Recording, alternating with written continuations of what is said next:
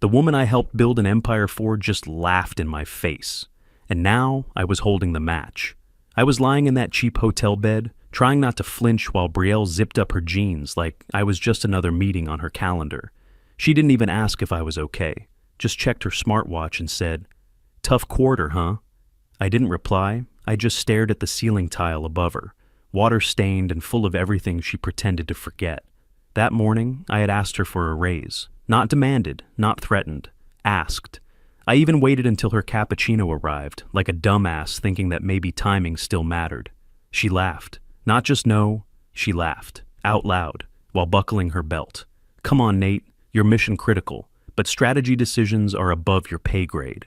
7 years. 7 years I gave that company. I built the system that ran her whole damn division. All the integrations, the pivots, the rewrites, the microservices. I stayed through the 2020 layoff wave, through 2 reorgs, through the merger that nearly killed half the product. And when things got bad, who kept it afloat? Me. And what did I get? A hotel room with industrial sheets, a cramp in my neck, and her words echoing in my skull like a joke I was too stupid to get. I sat up when the door clicked shut behind her. My mouth was dry. My skin itched from the detergent. I pulled the hotel notepad into my lap and just started scribbling. Timeline, architecture, contributor log. It wasn't grief. It wasn't rage. It was clarity. I wasn't just the builder. I was the origin, the code base, the design pattern, the initial logic engine. They all came from one place. Me. And that patent, the one she flaunted at the summit last year, the one her assistant paraded on LinkedIn. She thought it was hers. It wasn't. She never had me sign it over. That's the part no one ever thinks about. The day you're grinding late into the night, trying to patch load errors from some broken third-party API, and legal forgets to loop back. That day, it matters. I had built the optimizer after a summit in Denver, during a week where their lead engineer got so hammered at the after party, he passed out in the hallway. I filed a draft to the USPTO 2 days later. No company logo, no NDA, just my name, my code, my signature. And then, life happened. Layoffs, budget cuts, a busted engagement. Getting told every quarter review that I wasn't leadership material. I forgot about it, not on purpose. Just one of those things that gets buried under 1,000 other fires. But now it looked like a loaded weapon. And for the first time in years, I wasn't afraid to pull the trigger. I poured the overpriced minibar bourbon into a coffee mug and took a slow sip. It tasted like cough syrup and regret, but it did the job. Just enough burn to make the night feel less numb. I grabbed my ancient ThinkPad from the bottom of my suitcase, the black one with a cracked touchpad and a spacebar that stuck, the one I hadn't touched in years. I booted it up on instinct. Back in the early grind days, I used to carry that thing everywhere. Meetups, hackathons, coffee shops that stayed open past midnight. It still had a Red Bull sticker on the lid and a slight burn mark from when I accidentally left it on a hot plate in Denver. I let it wheeze its way through the boot cycle and watched the desktop flicker to life. There it was, a dusty old folder. Do not delete, old crap, double click. Inside were 10 or so directories, each more chaotic than the last. Early demos, abandoned startup ideas, a video file labeled drunk pitch final.mp4 I refused to open, but at the bottom sat 2 files I hadn't thought about in years. Load, optimizer, vv1.py, usp2, draft, nrv.pdf. I stared at them for a long minute. Then I opened the PDF. There it was. My name, plain as day. Filed January 28th, 2018. No company logo, no co-signers, no legal watermark, just me. I remembered now how it came together.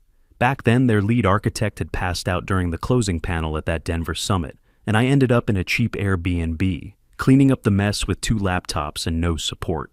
I built the load balancer in 72 hours while eating Pringles with a spoon and listening to a fire alarm in the hallway that no one ever turned off. It was ugly, but it worked. Better than anything they had.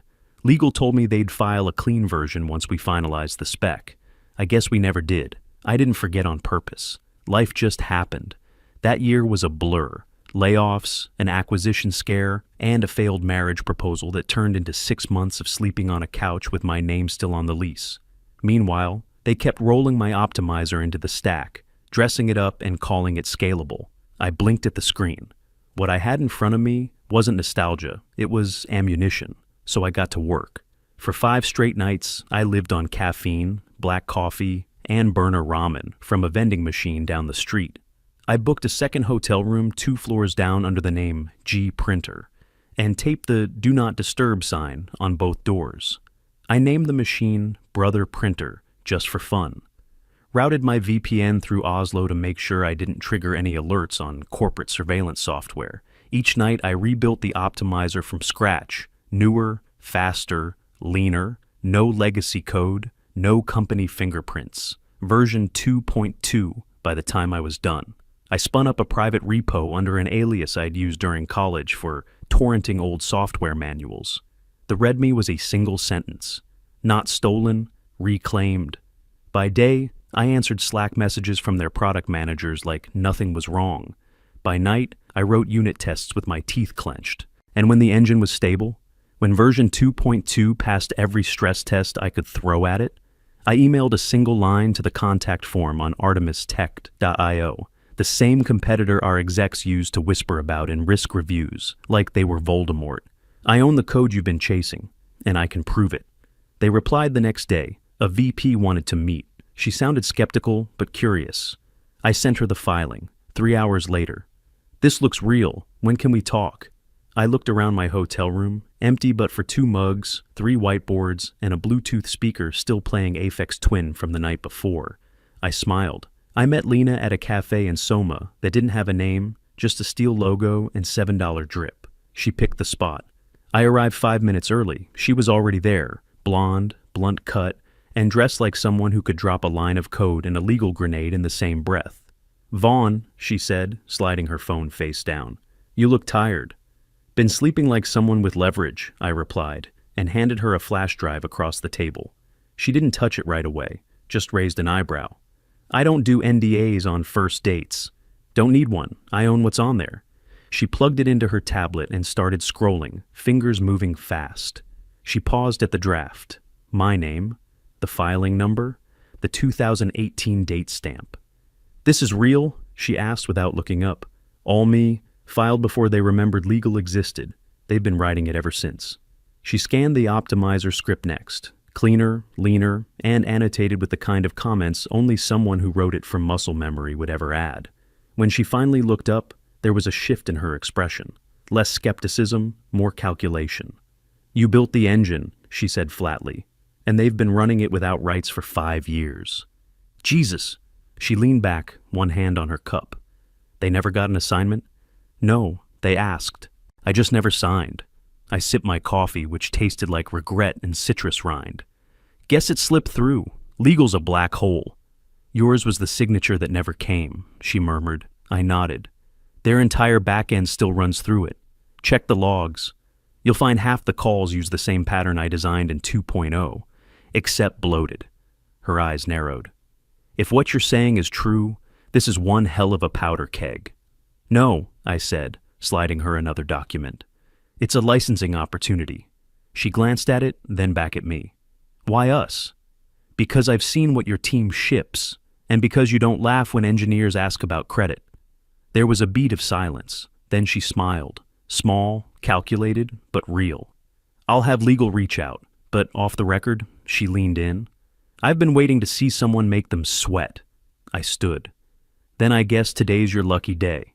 By the time I got back to the hotel, there was a licensing proposal in my inbox. Fair terms, no fluff. With it, a follow-up. Artemis' legal team was already combing through public DevRel forums and GitHub commits, flagging every instance of my code repurposed without attribution. By morning, I had handed over version 2.2. They ran a checksum, verified. It deployed to Artemis's QA servers like it had always belonged there, because it had. My engine, my logic, running proprietary, secure, and finally in the right hands. Then I did the thing I'd been waiting for. I drafted the email, short, precise. Subject: infringement notification. Body: Please be advised, your infrastructure is currently running technology protected under U.S. Patent Number 62.839/19. Attached is a cease and desist, along with a summary of current violations.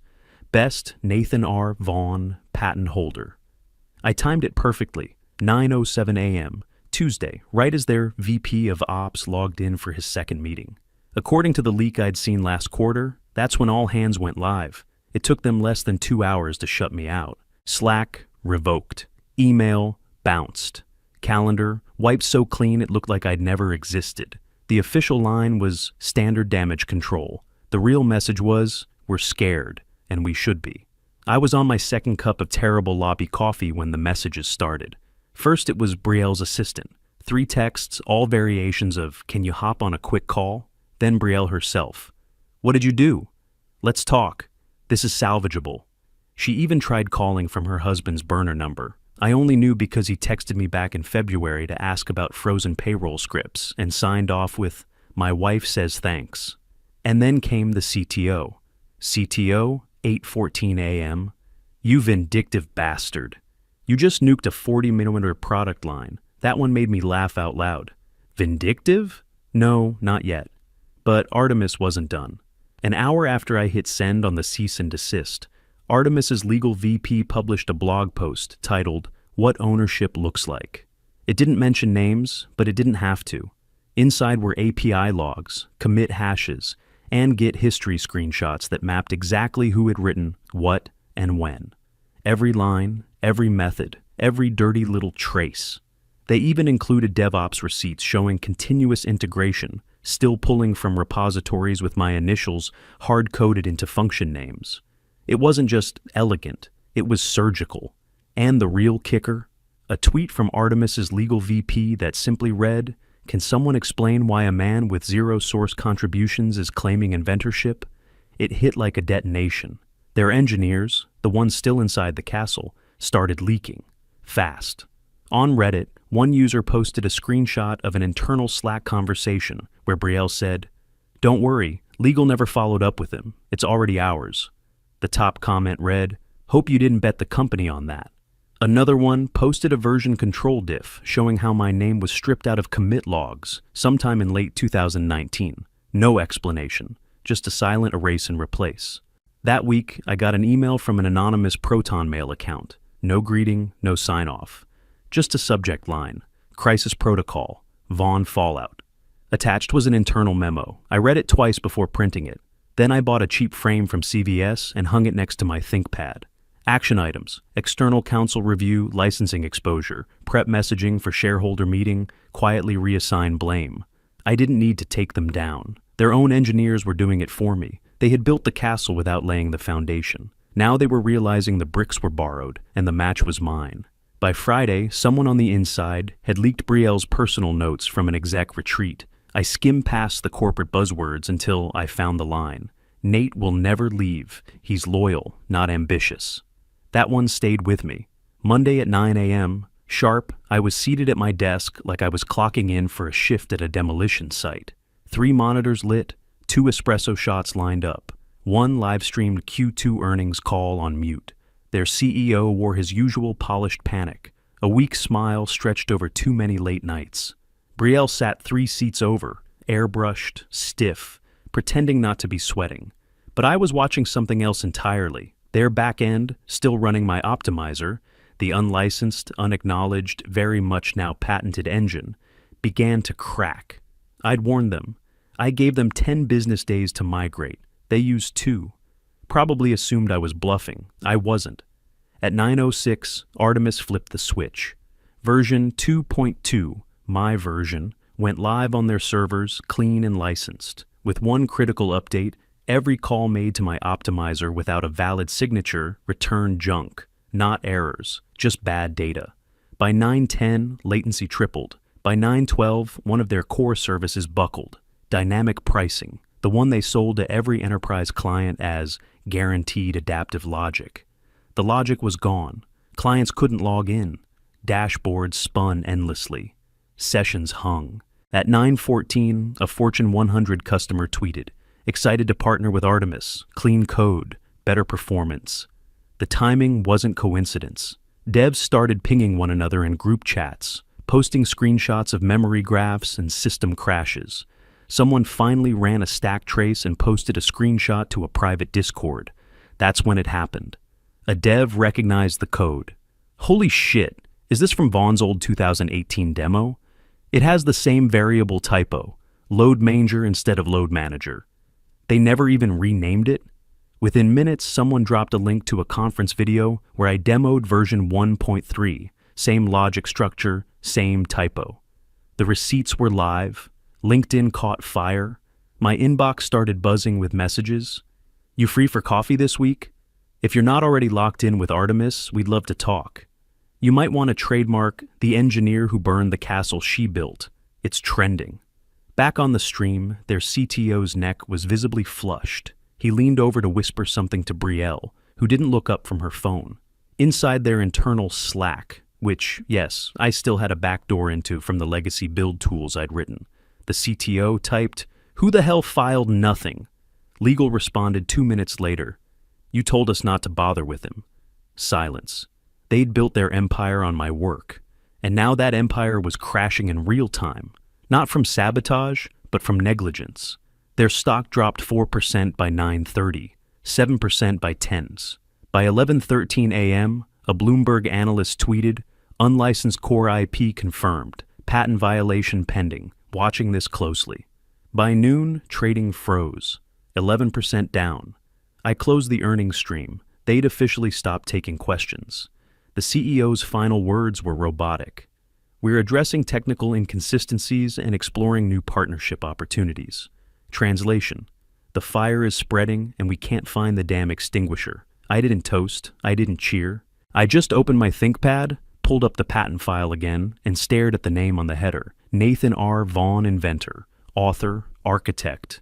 They thought I was some mid-level developer, some reliable cog with a good memory and bad timing. But that morning, they remembered who I was. They filed 3 days later. PDF scan, 79 pages, allegations of sabotage, IP coercion, breach of duty, and deliberate interference with strategic infrastructure. I laughed before I even finished the first paragraph. They thought they had me cornered, thought I'd panic, scramble, maybe even settle. But they forgot one thing. I wasn't alone anymore. Artemis's legal team didn't blink. I forwarded the complaint at 9:02 a.m. By 10:17, their response was sitting in my inbox, annotated in red. Clause 1, patent predates employment. Clause 14, no IP transfer agreement executed. See missing, Form 327. Clause 28, discovery request includes internal Slack logs, meeting recordings, and performance reviews. And tucked neatly into their counterbrief was a transcript from the all-hands Zoom I recorded 6 months ago. The one where Brielle looked directly into the camera and said, "This isn't about credit, Nate. It's about team wins. Equity's a distraction." I remembered smiling politely back then, like a good little cog. Now that clip was Exhibit B. Their CEO went on CNBC that afternoon, looking like someone had stuffed a live wire into his collar. He stumbled through a soundbite about legacy contributors and the importance of intellectual honesty. His forehead glistened under the lights. "We value all our engineers," he said, dead behind the eyes. Meanwhile, Dev Twitter was having a field day. Someone unearthed old screenshots of Brielle tweeting in 2020. "Ownership is earned, not given. If you want equity, be indispensable." And someone replied, "Looks like Nate was." That week, they dropped the lawsuit, quietly. No press release, no public apology, just a silent retraction filed through their lawyers. The only sign anything had happened was a redacted note that popped up in the footer of their website 2 days later. Built for scale. That was it. That was their surrender flag. I wish I could say I felt triumphant. But really, I just felt done. The fire had eaten everything it needed to eat. The rest was just ash. Until Thursday, when the exit started. First was Eliza, the lead platform engineer I trained during the big infrastructure shift in 21. Then 2 of the DevOps seniors who helped me debug their CI/CD stack when the CTO was off golfing in Tahoe. And then Kyle, front-end lead, Slack shitposter, and the guy who once pulled me aside during a hackathon to say, "If they screw you, I'm out." Each of them posted their resignation letters publicly. Each of them referenced ethical misalignment. Each of them tagged me. I didn't gloat. I didn't retweet. I just messaged each one the same thing. "I remember what you fixed. They never did. Let me know if you want to build something better." I printed the email on thick cardstock, the kind you'd use for a wedding invite or a fancy certificate. Subject: termination of employment. Reason: gross negligence, IP conflict, reputational damage. I folded it into a navy envelope, sealed it with a strip of red wax I didn't need, and dropped it in a bubble-lined courier pouch with a USB stick inside. Sharpied on the drive, "You should have paid me." No note, no return address, just his name. He got buzzed out at 3:43 p.m. on a cloudy Thursday. I was across the street, leaning on a parking meter with a cup of gas station coffee in my hand, watching the revolving door spin like a scene from a corporate funeral. He stepped out slow, confusion on his face, like he'd expected a going-away party instead of a security escort. Still wore his badge clipped to his belt, a final touch of denial. Then he saw me. He froze, looked around like he wasn't sure if he was being pranked, then locked eyes with me across the street, mouthed something. I didn't bother lip reading, just folded my arms. No smile, no anger, just done. He didn't cross over, just stood there holding the envelope with both hands like it was radioactive. Then he walked away, slow and bitter, without turning back. That moment, better than any pay raise, better than the bonus they dangled every year and never delivered, better than every all-hands meeting where they called me critical and then let me sit quietly at the corner of the photo. Because for once, I wasn't invisible, and I wasn't holding the consequences.